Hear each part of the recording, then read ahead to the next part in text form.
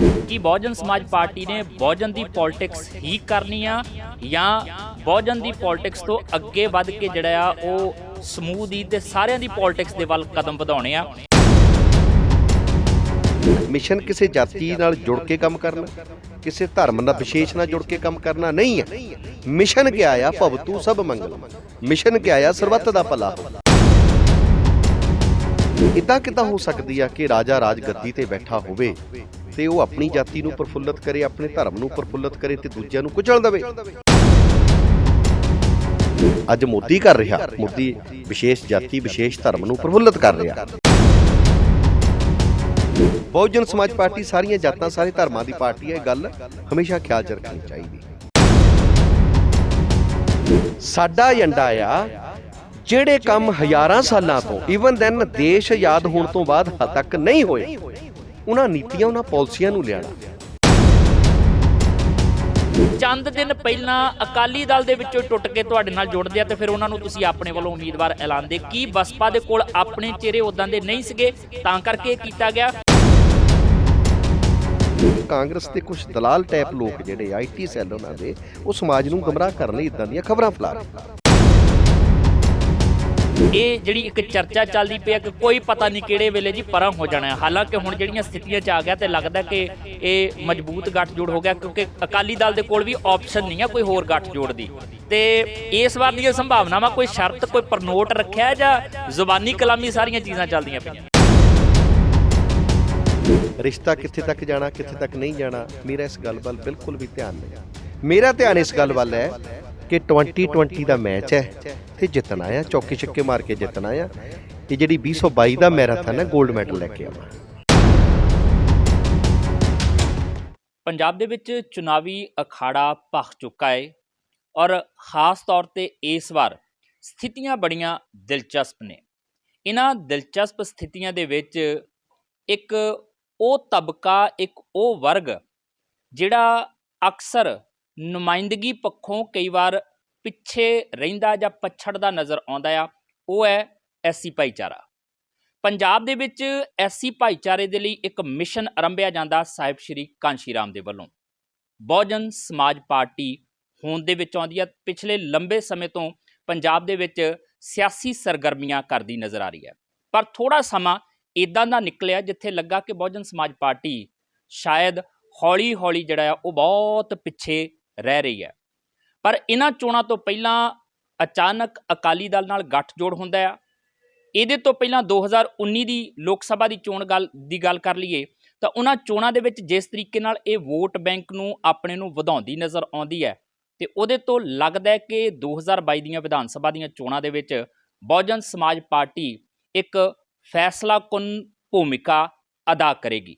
ਇਸ ਵੇਲੇ ਬਹੁਜਨ ਸਮਾਜ ਪਾਰਟੀ ਪੰਜਾਬ ਦੇ ਪ੍ਰਧਾਨ ਜਸਵੀਰ ਸਿੰਘ ਗੜੀ ਸਾਡੇ ਨਾਲ ਮੌਜੂਦ ਨੇ।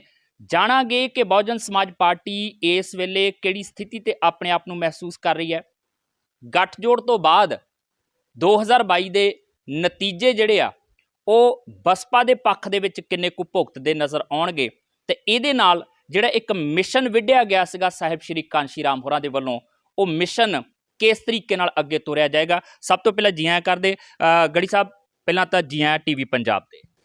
ਧੰਨਵਾਦ ਜੀ, ਪੰਜਾਬ ਟੀਵੀ ਦੀ ਸਾਰੀ ਟੀਮ ਤੇ ਦਰਸ਼ਕਾਂ ਦਾ ਮੈਂ ਸ਼ੁਕਰੀਆ ਅਦਾ ਕਰਦਾ। ਗੜੀ ਸਾਹਿਬ, ਗੱਠਜੋੜ ਹੋਇਆ ਇੱਕ ਲੰਬੇ ਸਮੇਂ ਦੇ ਬਾਅਦ, 96 ਦੇ ਨੇੜੇ ਪਹਿਲਾਂ ਵੀ ਗੱਠਜੋੜ ਹੋਇਆ ਸੀਗਾ ਪਰ ਉਹ ਬਹੁਤਾ ਸਮਾਂ ਨਹੀਂ ਚੱਲਿਆ ਤੇ ਬਹੁਤ ਛੇਤੀ ਜਿਹੜਾ ਉਹ ਤੋੜ ਵਿਛੋੜਾ ਹੋ ਗਿਆ ਸੀ ਅਕਾਲੀ ਦਲ ਦੇ ਨਾਲ। ਉਸ ਤੋਂ ਬਾਅਦ ਦੁਬਾਰਾ ਫਿਰ ਇਹ ਨੇੜਤਾ ਬਣੀਆਂ ਭਾਜਪਾ ਨਾਲ ਗੱਠਜੋੜ ਟੁੱਟਣ ਤੋਂ ਬਾਅਦ ਲੱਗਦਾ ਇਸ ਗੱਠਜੋੜ ਦੇ ਵੱਲੋਂ ਉਹੀ ਕਮਾਲ ਦਿਖਾਇਆ ਜਾਏਗਾ ਜਿਹੜਾ 96 'ਚ ਦਿਖਾਇਆ ਗਿਆ ਸੀਗਾ, ਕਿਉਂਕਿ ਸੀਟਾਂ ਉਦੋਂ ਵੀ ਭਰਪੂਰ ਮਾਤਰਾ 'ਚ ਜਿੱਤੀਆਂ ਗਈਆਂ ਸੀ ਤੇ ਐਤਕੀ ਵੀ ਉਤਸ਼ਾਹਿਤ ਦੋਨੋਂ ਪਾਰਟੀਆਂ ਜਿਹੜੀਆਂ ਉਹ ਨਜ਼ਰ ਆ ਰਹੀਆਂ ਨੇ।